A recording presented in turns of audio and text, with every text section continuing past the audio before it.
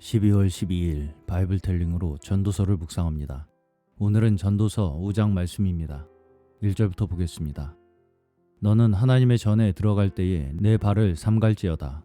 가까이 하여 말씀을 듣는 것이 우매자의 제사 드리는 것보다 나으니 저희는 악을 행하면서도 깨닫지 못함이니라. 전도서 5장은 신앙생활에서의 지혜를 말합니다. 하나님의 집에서 조심하고 함부로 행하지 않는 비결은 말씀을 주의하여 잘 듣는 것입니다. 많은 활동이나 제사보다 말씀을 잘 듣는 것이 낫다는 말씀입니다. 말씀을 주의해서 듣는 사람이 아니면 자신이 악을 행하면서도 깨닫지 못한다고 했습니다. 2절 너는 하나님 앞에서 함부로 입을 열지 말며 급한 마음으로 말을 내지 말라.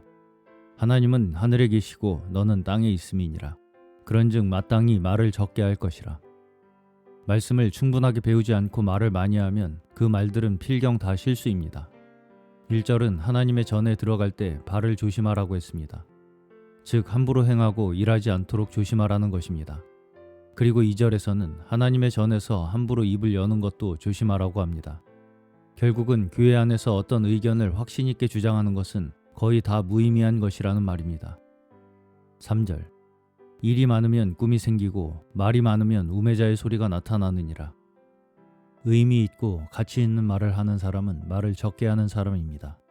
종교적인 긍지로 가득하여 그 입술로 말을 많이 한다는 자체가 아직도 그 종교적 지식이나 방법의 헛됨을 알지 못하여 그 사상에 세뇌되었거나 속임수 안에 빠져 있는 상태인 것입니다. 4절에서 5절 내가 하나님께 서원하였거든 갚기를 더디게 말라. 하나님은 우매자를 기뻐하지 아니하시나니 서원한 것을 갚으라. 서원하고 갚지 아니하는 것보다 서원하지 아니하는 것이 나으니. 대부분 급히 말하고 말을 많이 하는 사람에게 서원의 실수가 있게 됩니다. 6절 내 입으로 내 육체를 범죄케 말라.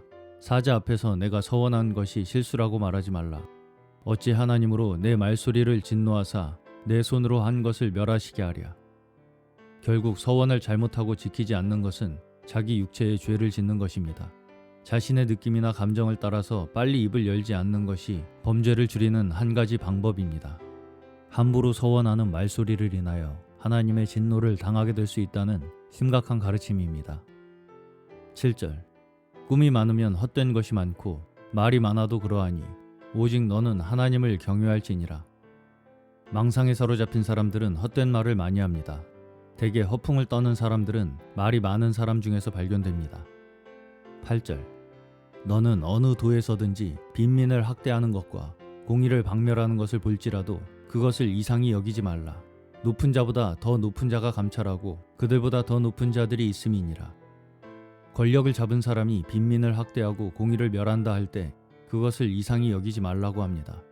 어디에나 그런 일이 있기 때문입니다. 가장 높으신 분은 하나님이십니다. 하늘의 하나님께서 그것들을 다 보고 계십니다. 9절 땅의 이익은 뭇사람을 위하여 있나니 왕도 밭의 소산을 받느니라. 지위 고하를 막론하고 모든 사람이 하나님의 덕을 보며 살고 있습니다. 10절 은을 사랑하는 자는 은으로 만족함이 없고 풍부를 사랑하는 자는 소득으로 만족함이 없나니 이것도 헛되도다. 돈을 아무리 많이 벌어도 그것으로 만족함이 없다는 뜻입니다. 11절 재산이 더하면 먹는 자도 더하나니 그 소유주가 눈으로 보는 외에 무엇이 유익하랴. 재산이 많아지면 먹는 사람도 많아집니다. 부자가 되고 사업을 크게 하면 결국 그 사람 휘하에 고용인들이 많기 때문에 먹는 사람도 많아진다는 말입니다. 12절 노동자는 먹는 것이 많든지 적든지 잠을 달게 자거니와 부자는 배부름으로 자지 못하느니라. 성경에서는 손으로 일하는 노동을 가장 신성한 직업으로 생각합니다. 차라리 일하는 노동자가 편하다라는 이야기입니다. 13절 내가 해 아래서 큰 폐단되는 것을 보았나니 곧 소유주가 재물을 자기에게 해 되도록 지키는 것이라. 재물을 많이 가진 사람은 그것을 지키려다가 걱정과 염려 때문에 병이 생기기도 하여 도리어 그 재물이 자기에게 큰 해가 된다는 것입니다.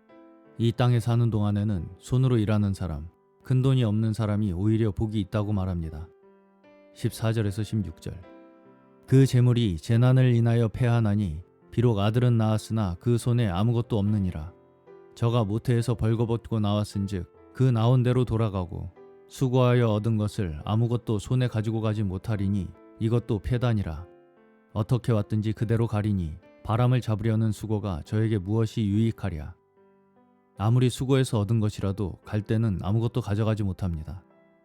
17절. 일평생을 어두운 데서 먹으며 번뇌와 병과 분노가 저희에게 있느니라. 재물을 가지고 있는 사람들, 재물을 지키려고 애쓰고 고민하는 사람들은 어두운 데서 먹고 번뇌와 병과 분노가 있게 마련입니다.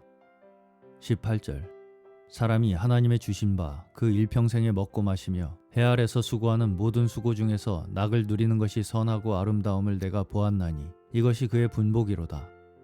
그러므로 그렇게 욕심껏 벌고 욕심껏 수고하지 말고 하나님이 우리에게 주신 대로 일평생 먹고 마시고 낙을 누리는 것이 선하고 아름다우며 우리의 분복이라고 했습니다. 전도서의 사상은 우리 인간이 누릴 수 있는 낙은 작은 것에 있다는 것입니다. 하나님이 주신 대로 먹고 마시는 가운데서의 즐거움, 하나님이 허락하신 그 일에 수고하는 것에서의 즐거움을 누리면서 사는 것이 행복이라는 것입니다. 19절. 어떤 사람에게든지 하나님이 재물과 부요를 주사 능히 누리게 하시며 분복을 받아 수고함으로 즐거워하게 하신 것은 하나님의 선물이라. 재물과 부요는 하나님이 주신 선물입니다. 수고하며 즐거워하게 하신 것도 하나님의 선물입니다. 마지막 20절입니다. 저는 그 생명의 날을 깊이 관념치 아니하리니 이는 하나님이 저의 마음에 기뻐하는 것으로 응하심이라. 이렇게 하나님의 선물로 인해 이미 감사하고 기뻐하는 사람들은 자신의 이생의 삶에 연연해하지 않습니다. 오늘도 우리에게 주신 인생 그 자체로서 하나님의 선물인 줄로 믿고 감사하며 기뻐하는 저희 모두 되시기를 주님의 이름으로 축원합니다.